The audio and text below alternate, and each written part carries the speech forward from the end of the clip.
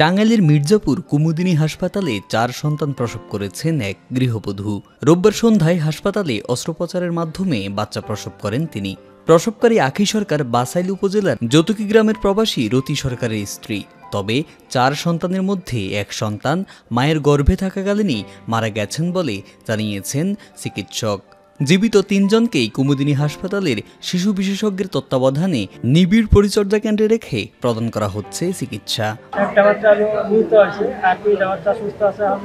একটা বাচ্চা ছেলে আর 2টা বাচ্চা মেয়ে। এর জন্য আমরা খুব খুশি। ওই গৃহবধূর বড়জা শিল্পী রানী সরকার বলেন, 15 বছর পর আমাদের ঘর আলোকিত করে 3 সন্তান পৃথিবীতে এসেছে।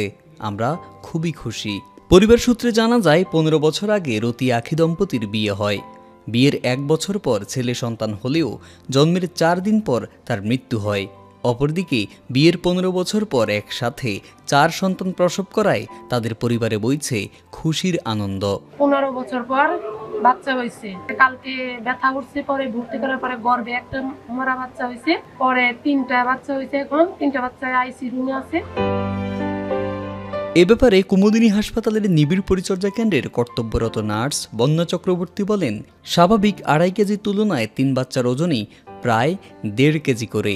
এটি নিয়ে সংশয় রয়েছে, তারপরও তাদের খুব যত্ন সহকারে চিকিৎসা চলছে।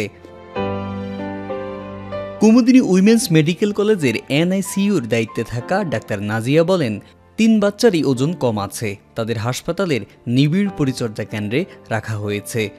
ব্লাড সুগার ঠিক হলেই বাচ্চাগুলো পরিপূর্ণ সুস্থ হবে বলে আশা করছি। বাচ্চার মাও ভালো আছেন।